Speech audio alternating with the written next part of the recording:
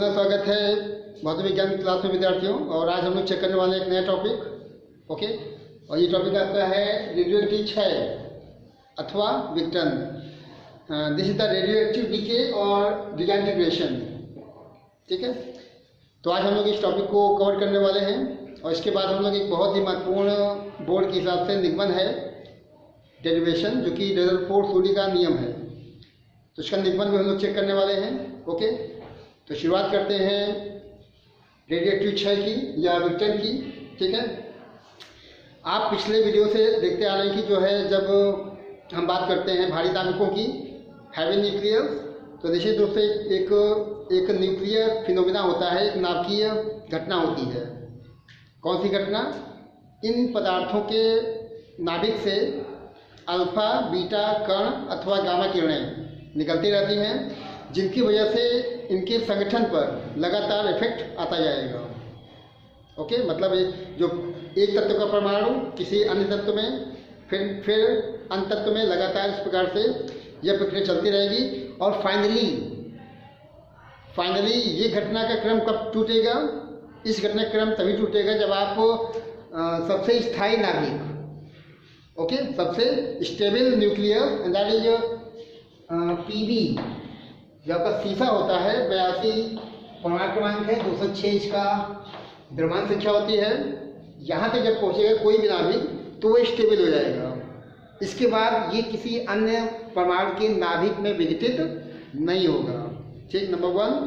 और हम लोग फिर से चेक करते हैं कि जब किसी परमाणु के नाभिक से अल्फा बीटा या गामा किरणें निकलती हैं तो उस परमाणु के नाभिक पर क्या प्रभाव पड़ता है।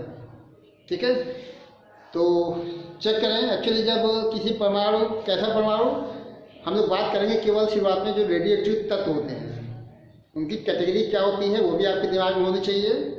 मेनली जो थोरियम, यूरेनियम, प्लूटोनियम, पोलोनियम, ये सब धातुएं होती हैं, रेडियम वगैरह, ये सभी रेडियोएक्टिव पदार्थ होते हैं। ठीक है ना, और इनके अंदर से अल्फा बीटा कण और गामा किरणें निकलती रहती हैं। ठीक है ना, अब आपको ये समझना है कि जब किसी रेडियोएक्टिव पदार्थ के परमाणु से एक अल्फा कण निकलता है तो क्या होता है, गामा निकलता है या बीटा निकलता है तो क्या होता है। ठीक है ना, तो ये ध्यान रखें कि जब किसी भी रेडियोएक्टिव पदार्थ के परमाणु से एक अल्फा कण निकलता है तो इसके परमाणु क्रमांक में 2 इकाई, ओके, परमाणु क्रमांक में 2 इकाई और द्रव्यमान संख्या में 4 इकाई की कमी आ जाती है। ठीक है, और एक नया तत्व रेडियोएक्टिव पदार्थ के रूप में आपको प्राप्त होता है। ठीक है ना, जैसे हम बात करते हैं यूरेनियम की। Okay, we are going to talk about the nucleus of the uranium, very important radioactive element. Okay, तो ये आपका देखिए यूरेनियम हो गया 92, 238, हालांकि 236 भी होता है लेकिन ये ज़्यादा एक्टिव होता है। आपने कई जगह देखा होगा कि यूरेनियम 92, 236 लिखते हैं और 238 भी शो करते हैं। ये ज़्यादा रेडियोएक्टिव होता है। और जब इससे एक अल्फा कण निकलता है, ओके, पहले मैं आपको ये बता दूं कि एक्चुअली जब आप लिखते हैं x के फॉर्म में ZA, और जब यहाँ से एक अल्फा कण निकलता है, ओके, तो आप प्राप्त करते हैं कोई दूसरा रेडियोएक्टिव पदार्थ y के फॉर्म में। यहाँ 2 की कमी आती है, यहाँ पर 4 की कमी आ जाती है। ओके, उसकी थ्योरी आपको मालूम होगी। अब देखिए यहाँ पर लोग चेक करते हैं कि यूरेनियम 238 से अगर एक अल्फा कण निकलता है तो क्या होता है। तो निश्चित रूप से एक नया रेडियोएक्टिव पदार्थ बनेगा जो कि थोरियम के नाम से जाना जाएगा, TH। और ये आपको बताया जाएगा कि परमाणु क्रमांक में देखिए 2 की कमी हुई है, ओके, और जो द्रव्यमान संख्या है वो उसमें 4 की कमी हुई है। और जो नया तत्व बनने वाला है इस फॉर्म में, वो आवर्त सारणी में मूल तत्व से 2 स्थान बाईं ओर खींचा जाता है। ठीक है ना, ये डिफरेंस आ जाएगा। आप यहाँ 92 से 2 कम करेंगे तो बनेगा 90, ओके, और 238 में जब 4 कम करेंगे तो आएगा 234। ठीक है, थोरियम प्राप्त हो चुका है और थोरियम भी एक रेडियोएक्टिव पदार्थ है। ओके, अब ये ऐसे कैसे हो गया, क्योंकि यहाँ पे भी देखिए 4 कम हो गया, यहाँ पर 2 कम हो गया। आप यहाँ पर एक अल्फा कण को शो कर सकते हैं और अल्फा कण का सीधा मतलब है कि 2He4, 2He। कभी कभी यही इक्वेशन भरने को आती है आपके बोर्ड की परीक्षाओं में, ये देगा, यहाँ प्लस करके खाली स्थान छोड़ देगा। और कहेगा रिक्त स्थान की पूर्ति करें। ओके, तो बहुत कुछ नहीं करना है, बल्कि आप ये देखना 238 234 है, यहाँ पे आपको 4 लगा देना है, 92 90 कितना जोड़े 2 जोड़ दें तो अपने आप 234 बन जाएगा। And this is the alpha particle. क्या ये अल्फा पार्टिकल हो जाएगा। तो ये जो आप देख पा रहे हैं थोरियम के फॉर्म में, ये भी एक रेडिएटिव पदार्थ होता है, ये भी एक रेडिएटिव नाभिक होता है, और ये पुनः ब्रेक होगा, पुनः विकसित होगा किसमें, एक नए रेडिएटिव पदार्थ में। ओके, चेक करें। Now this thorium will be decay in new element.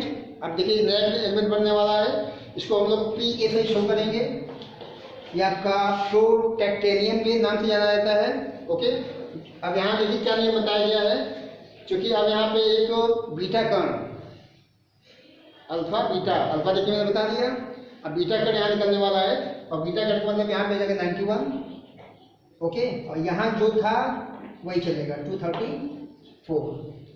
अब बीटा कण आपको दिखाना पड़ेगा, तो बीटा कण आप चाहे यहाँ दिखा दें या फिर यहाँ दिखा दें, मैं यही दिखा देता हूँ प्लस करके। अब बीटा कण का मतलब इलेक्ट्रॉन। ओके, बीटा पार्टिकल का मतलब क्या हो गया, इलेक्ट्रॉन हो गया। इलेक्ट्रॉन को आप चाहे ऐसे दिखा दें, ध्यान दें, E लिखा है ये -1 E0, या फिर आप दिखा दें -1 बीटा 0, -1 बीटा 0, ये इलेक्ट्रॉन हो गया जो कि बीटा कण के रूप में शो किया गया है। ओके, और साथ में देखिए एक कई पार्टिकल्स होते हैं, कई तरह के पार्टिकल्स होते हैं न्यूक्लियर फिजिक्स में, न्यूट्रिनो, एंटी न्यूट्रिनो, मेसॉन, पाई मेसॉन इत्यादि। तो यहाँ पे एक एंटी न्यूट्रिनो भी बनता है। ओके, तो ये भी आप ऑप्शन रख सकते हैं।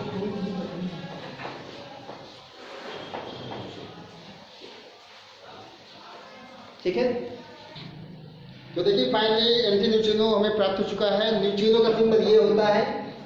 ओके, ये जो बना है न्यूट्रिनो है, आप इसको न्यू के नाम से जानते हैं। और ये अगर ऊपर बार दिखा दें तो एंटी न्यूट्रिनो, मतलब ये जो होगा इस पार्टिकल का एंटी पार्टिकल है। एक कण होता है, दूसरा प्रतिकण होता है, एक पार्टिकल दूसरा एंटी पार्टिकल। जैसे मैंने निकल बताया था आपको कि इलेक्ट्रॉन पॉजिट्रॉन, अगर ये इलेक्ट्रॉन है, ध्यान देंगे, अगर ये दोनों क्या है इलेक्ट्रॉन, तो ये जो लिखा जाएगा ये पॉजिट्रॉन हो जाएगा। ठीक है, तो यहाँ देखिए कुल मिला के थोरियम जो कि स्वयं एक रेडिएटिव सब्सटेंस है, जब यहाँ से एक बीटा कण निकलता है, मतलब यहाँ आप शो करेंगे इस प्रकार से, तो ये जो है ये है प्रोटैक्टेनियम। ओके, PA के फॉर्म में 91 इसका परमाणु क्रमांक, और 234 जो कि नहीं बदला हुआ है वही चीज लिखी गई है परमाणु भार या द्रव्यमान संख्या के रूप में। ये हो गया आपका बीटा पार्टिकल जो कि इलेक्ट्रॉन के फॉर्म में शो किया गया है, प्लस एंटी न्यूट्रिनो। मैं फिर रिपीट करता हूँ कि ये प्रोसेस आगे चलता रहेगा। 234 भी टूटेगा, फिर नया बनाएगा, फिर टूटेगा, फिर नया बनाएगा, और फाइनली जो शीशा होता है TB, ये है 82,206, यहाँ पे आकर रुकेगा, क्योंकि ये मोस्ट स्टेबल है। सबसे अधिक स्थायी जो रेडिएटिव तत्व होते हैं उनमें सबसे ऊपर ये होता है, क्योंकि यही सबसे स्टेबल है, इसके नीचे डिसइंटीग्रेशन नहीं होना है। ठीक है ना, कोई भी तत्व या कोई भी रेडिएटिव पदार्थ जितना ज़्यादा एक्टिव होगा उतनी जल्दी से ब्रेक होगा, और उसकी जो उपलब्धि होगी, उसकी जो उपस्थिति होगी आपके वायुमंडल में, आपके एटमॉस्फेयर में बहुत कम होगी, क्योंकि वो लगातार विकृत होता जाएगा, लगातार उसका डीके होता जाएगा, क्षय होता जाएगा, उसकी मात्रा जो प्रकृति में बहुत ही कम मिलेगी। अभी हम लोग आगे चेक करेंगे अगले वीडियो में अर्ध आयु के विषय में। ओके, हाफ लाइफ पीरियड, तो वहाँ चेक किया जाएगा। बाकी आपको मैंने देखिए यहाँ बता दिया कि रेडिएटिव क्षय होता क्या है, विघटन क्या है, मैंने आपको इक्वेशन के फॉर्म में, जो कि हालांकि ये महत्वपूर्ण भी है दोनों सेंस में, मतलब खाली स्थान भरने को भी आते हैं इस तरह से, कभी कभी दोनों आ जाता है, मतलब यहाँ भी भरी यहाँ भी भरी। तो ये चीज़ तो थोड़ा याद करना पड़ेगा, ये चीज़ तो आप कर ले आएंगे, क्योंकि आपने कैलकुलेशन 90 है 91 एक दिखा दिया। ओके, 234 जीरो दिखा दिए तो हो जाएगा। लेकिन ये चीज़ आपको जब कई क्वेश्चन आप देख लेंगे, उसके बाद निश्चित रूप से इसमें डाउट हो सकता है, संदेह हो सकता है, इसके लिए आपको याद करना पड़ेगा। ओके, तो ये आपका एक टॉपिक हो गया। इसके बाद हम चेक करते हैं अब एक बहुत ही महत्वपूर्ण निगमन, जो कि इसी विघटन या इसी क्षय से संबंधित है। उसको रदरफोर्ड और सोडी दो वैज्ञानिक हैं, दोनों ने मिलकर बनाया है, बोर्ड के लिए बहुत ही महत्वपूर्ण है। तो देखिए इसके पश्चात हम लोग यहाँ पर एक नया टॉपिक, एक नया प्रूफ देखने वाले हैं। अब प्रूफ करने के पूर्व आप ये एक बात भी समझ लें कि जो रेडिएटिव पदार्थ होते हैं उनका जो डीके होता है, क्षय होता है, विघटन होता है, वो एक न्यूक्लियर फिनोमिना है, न्यूक्लियर प्रोसेस है। इसका सीधा मतलब है कि भौतिक एवं रासायनिक जो परिवर्तन होते हैं, जो कारक होते हैं, चाहे ताप हो, दाब हो या नमी हो, उसके प्रभाव से इस विघटन में कोई प्रभाव नहीं पड़ने वाला है। ठीक है, मतलब आप ताप को बढ़ाते हैं, घटाते हैं, दाब भी चेंज करते हैं, इन सभी कारकों के द्वारा भी जो है नाभिकीय प्रक्रिया जो चलती है, ये दर जो डिके की जो प्रोसेस है वो नहीं बदलती है। ठीक है ना। और उसी के संबंध में देखिए दो वैज्ञानिक में हैं, रदरफोर्ड और सोडी, रदरफोर्ड एंड सोडी। इन्होंने तमाम रेडियोएक्टिव पदार्थों के विघटन का अध्ययन किया, ओके, और एक नियम बनाया। ठीक है ना। नियम क्या था? नियम देखिए, चेक करिए, क्योंकि ये जो लिखा गया स्टेटमेंट है रदरफोर्ड सोडी के नियम का, वेरी इंपॉर्टेंट। किसी भी क्षण, किसी भी इंटरवल पे, किसी भी समय पर, किसी भी मोमेंट पे रेडिएटिव परमाणुओं के क्षय होने की दर, मतलब कि एक सेकेंड में कितने परमाणु विकसित हो रहे हैं, ठीक है ना, परमाणु के क्षय होने की जो दर होगी उसी क्षण उसमें मौजूद अविकसित परमाणु की संख्या के समानुपाती होती है। अविकसित का मतलब है कि जो परमाणु पहले से वहाँ बने हुए हैं, जिनका अभी तक विघटन नहीं हुआ है, जो अभी तक टूटे नहीं हैं, जो अभी तक विखंडित नहीं हुए हैं, तो उनकी संख्या के समानुपाती होगा। इनिशियल जो भी मात्रा होगी परमाणुओं की संख्या की, उनके समानुपाती या अनुपाती होता है। ठीक है ना। रेट ऑफ जो भी चेंज है, परमाणु की क्षय होने की दर होती है, वो अविकसित परमाणु की संख्या के समानुपाती है। ये आपको देख लेना है। ठीक है ना। अब देखिए इसका मैं प्रूफ कराता हूँ, ठीक है। और अक्सर बोर्ड में यही टॉपिक जो है ये आता है प्रूफ करने को 3 नंबर में, और बाकी चीज़ों को जोड़ेगा। मतलब जो मैंने आपको भी पीछे इसकी वजह बताया था कि क्या होता है रेडिएटिव विघटन, क्या होता है रेडिएटिव क्षय, उसको जोड़ के बनाएगा तो 5 नंबर चला जाएगा। ठीक है ना। और चेक करते हैं प्रूफ, ओके। और देखिए माना कि शुरुआत में कोई एक मैंने रेडिएटिव पदार्थ लिया हुआ है, ठीक है ना, और किसी क्षण टी के लिए, किसी मोमेंट टी पर उस रेडिएटिव पदार्थ में परमाणु की कुल संख्या है n, ओके। टाइम इंटरवल आपने टी शो किया हुआ है, उस विशेष टाइम इंटरवल पे जो है उस रेडिएटिव परमाणु में कितने मात्रा है, शुरुआत की मात्रा, उसको n से शो किया गया है। ठीक है ना। और यदि आप समय को बढ़ाते हैं कुछ समय पश्चात, क्योंकि हम लोग बात कर रहे हैं यहाँ पर रेडिएटिव परमाणुओं की, रेडिएटिव पदार्थों की, और इनका लगातार विघटन होता रहेगा। ठीक है ना। तो यहाँ भी विघटन होगा, मतलब यदि हम t प्लस dt टाइम लेके चलते हैं तो इस टाइम पर अब जो परमाणु की संख्या होगी, किनकी? रेडिएटिव पदार्थों की। ठीक है ना। रेडिएटिव पदार्थ में जो परमाणु की संख्या होगी वो n की जगह पे लिखा जाएगा n-dn। अब आप यहाँ चाहे डेल्टा लगाइए चाहे टी लगाइए, है ना। यहाँ पे डेल्टा के आप किताब में देख सकते हैं डेल्टा टी और डेल्टा एन, लेकिन मोस्टली 90% किताबों में आपको डी नहीं मिलेगा, डी टी मिलेगा। ठीक है ना। तो शुरुआत में, स्टार्टिंग में टी टाइम पर जो है उस पदार्थ में परमाणु की संख्या n छुपी गई है, और निश्चित रूप से जैसे टाइम बीतेगा, टाइम बढ़ेगा, उसके परमाणु की संख्या लगातार कम होती जाएगी। ओके। अब आपको चेक करना है कि रदरफोर्ड सोडी साहब का नियम क्या था। उनका नियम देखिए यही है कि जो परमाणुओं के क्षय होने की जो दर है, ओके, अब क्षय होने की दर क्या होगी, वो हो जाएगी माइनस, मैं यहाँ लिख देता हूँ कि उनका जो इन पदार्थों के क्षय होने की जो दर है, मतलब माइनस dn/dt। चेक करें dn/dt। तो देखिए यहाँ जो रेडिएटिव पदार्थ के परमाणु की क्षय होने की दर होती है, माने माइनस dn/dt, वो प्रोपोर्शनल होगा n के। ये n कहाँ से आ गया? देखिए यहाँ लिखा गया है कि अविकसित परमाणु की संख्या, स्टार्टिंग में कितने परमाणु थे, n, ओके, तो उनकी संख्या के समानुपाती होगा। ठीक है, अब आपको dn/dt को रोक लेना है और प्रोपोर्शनल लगाया नेगेटिव में n, नेगेटिव वहाँ ले गए, ठीक है ना।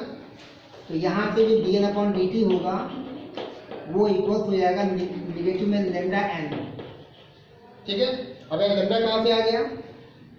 एक्चुअली लेमडा एक नियतांक है जो कि इस रेडिएटिव पदार्थ के लिए क्षय नियतांक होगा, डिके कांस्टेंट। ओके, लेमडा का मतलब क्या है? लेमडा का मतलब है क्षय नियतांक, जिसका डिके कांस्टेंट। एक्चुअली ये जो लेमडा आपने शो किया है, ये लेमडा किसी एक रेडिएटिव पदार्थ के लिए नियत रहेगा और भिन्न भिन्न परमाणु के लिए अलग अलग, मतलब प्रत्येक रेडिएटिव पदार्थ के लिए, परमाणु के लिए लेमडा की वैल्यू एक फिक्स वैल्यू होगी। ठीक है, अब देखिए आप इतना शो कर दिया है, आपने यहाँ लेमडा क्या वो शो कर दिया है, इसके बारे में आपको दिखा देना है कि लेमडा के लिए एक परमाणु के लिए फिक्स रहेगा और विभिन्न परमाणु के लिए लेमडा की वैल्यू अलग अलग प्राप्त होती है। ठीक है, अब देखिए यहाँ पे आपको dn को रोक लेना है। ओके, dn को रोक लिया, n को नीचे लाएंगे, ठीक, इक्वल्स लगा है, माइनस लेमडा आपको दिखाई पड़ा और dt को ऊपर ले जाना है। ठीक है ना, क्या किया है, n को dn के साथ में किया है, लेमडा dt में चला गया। ठीक, अब आपको दोनों पक्षों का करना है समाकलन t के सापेक्ष, दोनों पक्षों का, या केवल समाकलन दिखा दें, दोनों पक्षों का इंटीग्रेशन करने पर। ओके, दोनों पक्षों का आपको समाकलन करना है और समाकलन का मतलब कुछ इस प्रकार से बनेगा, ये आपका dn/n हो जाएगा, इक्वल माइनस समाकलन लेमडा dt शो कर दिया है और प्लस करके कोई कांस्टेंट c दिखा दिया है। क्योंकि जब कभी भी आप समाकलन करते हैं तो आपको राइट हैंड पे कोई न कोई कांस्टेंट, कोई न कोई नियतांक, कोई न कोई अचर राशि दिखानी पड़ती है।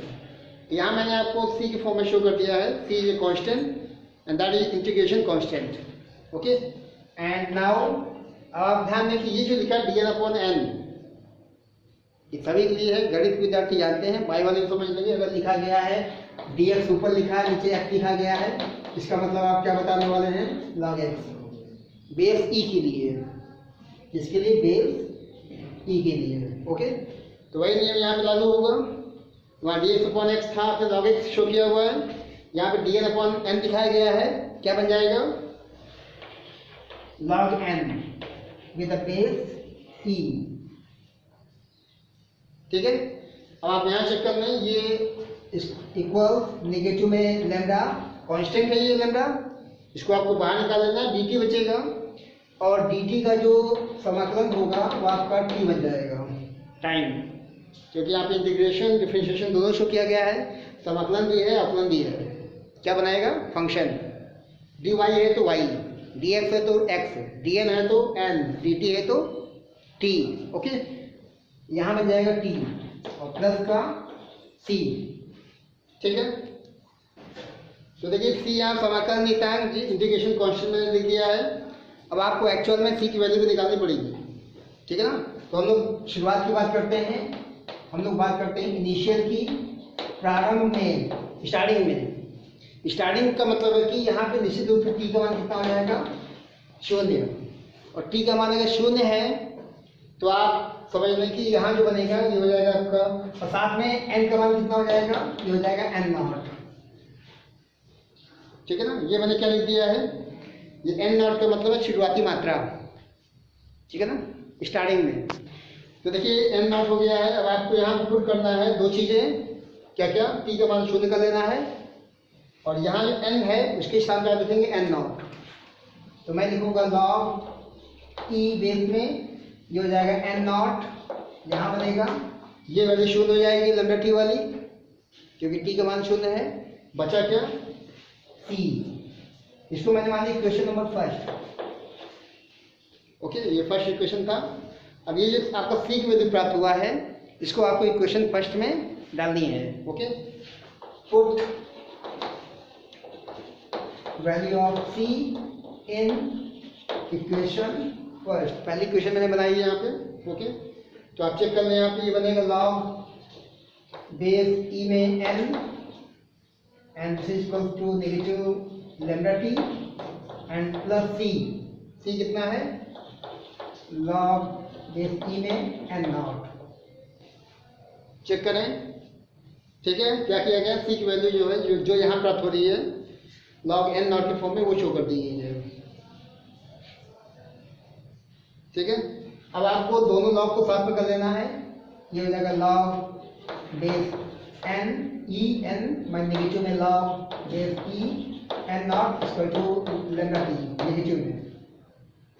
ओके, तो अब देखिए यहाँ पे लिखा है log n minus log n naught लिखा हुआ है। इसका भी नॉलेज आपको होना चाहिए। Log a minus log b, log a minus log b, यह आपका होता है लॉग a अपॉन b, है ना। क्योंकि अगर प्लस होगा तो मल्टीप्लाई में दिखाएंगे ए बी के फॉर्म में, अगर नेगेटिव में शो किया गया निश्चित रूप से ये अपॉन में आएगा। तो क्या लिखेंगे यहाँ पे, लॉग बेस ई में n upon n naught equal to negative में लैम्डा टी। चेक करें इसको। ओके, अब यहाँ पे आपको लैम्डा टी को रोकना है। ओके, तो यहाँ पे ऐसे दिखा दें लैम्डा टी, या यहाँ पर चेक करें ये लॉग को उधर ले आना है। और आप ये देखें कि n अपॉन n नॉट, तो जब आपको यहाँ रोकना है लॉग जब उधर जाएगा तो ये बनाएगा टी की पावर माइनस लैम्डा टी। ये भी एक नियम होता है। मैं आपको यहाँ लिख देता हूँ कि जो जैसे लिखा है log A equal to B. Okay, तो ए की वैल्यू कितनी आती है, टी की पावर बी। तो वैसे यहाँ लिखा गया है, यहाँ actually n upon n not को रोका गया है। तो ये लॉग जो है वो उधर जाएगा तो इस प्रकार से बनाएगा। ठीक है, तो आप लिख सकते हैं कि n equal to n naught t की पावर नेगेटिव में लैम्डा टी। ये है आपका बेहद महत्वपूर्ण प्रूफ, जो कि रदरफोर्ड और सोडी के नियम से जाना जाता है। ठीक है, तो ये देखिए जो बनाया है इसको एन नॉट ई की माइनस लैम्डा टी, इसको हम लोग रदरफोर्ड सोडी का नियम कहेंगे। ठीक है ना। और यदि इसी नियम को आपको सक्रियता के फॉर्म में दिखानी है, मतलब कि इनिशियल एक्टिविटी इतनी थी, शुरुआती सक्रियता इतनी थी, ओके, और इतने समय अंतराल के बाद सक्रियता कितनी हो जाएगी, तो इस बात लिख सकते हैं R equal to R naught e की पावर माइनस लैम्डा टी। ठीक है, तो इसको आपको चेक कर लेना है। ये पूरा आपका रदरफोर्ड सोडी का नियम बता दिया है मैंने। ओके, तो एक बार फिर चेक कर लें कि समय पर n दिखाया गया है, समय बढ़ेगा, इसमें परमाणु संख्या में लगातार कमी आएगी, ये शो कर दिया है। और जब नियम क्या है, नियम के अकॉर्डिंग जो dn अपॉन dt होगा वो n के प्रोपोर्शन में होगा, शुरुआती मात्रा के समानुपाती। प्रोपोर्शनल को हटाना है, कांस्टेंट लगाना है, d की कांस्टेंट के फॉर्म में, लैम्डा के फॉर्म में।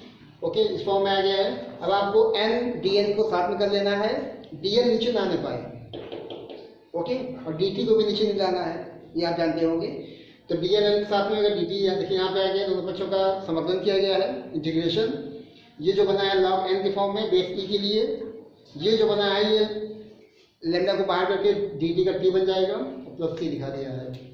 अब c क्या है आपको बता देना कि c जो है एक इंटीग्रेशन कांस्टेंट हो जाएगा। शुरुआत की बात करें t का मान 0 हो जाएगा, n की जगह पर n नॉट दिखा दिया गया है, तो log n नॉट आपका c बन जाएगा, यहाँ पे रख देंगे इक्वेशन फर्स्ट में। ओके, दोनों लॉग को साथ में कर लेना है। log a minus log b बना है, log a अपॉन b बन जाएगा, है ना। log a minus log b क्या होता है, log a अपॉन b इधर बनेगा। अब आपको n अपॉन n नॉट को इधर रोकना है और लॉग को उधर ले आना है, तो ये e की पावर, एक्चुअली यहाँ जो बेस होता है, लॉग का जो बेस होगा वही यहाँ पे आ जाएगा। अगर यहाँ पे लिखा होता 2, तो यहाँ 2 की पावर लैम्डा टी हो जाता है नेगेटिव में। ई लिखा है बेस, तो यहाँ ई लिखा देना है, एन नॉट को ऊपर लेना, तो ये आपका रदरफोर्ड सोडी का नियम बन जाता है। और यदि हम लोग सक्रियता की बात करें तो यहीं जहाँ पे एन है आर कर लेना है, एन नॉट शो किया गया है, आर नॉट शो कर देना है।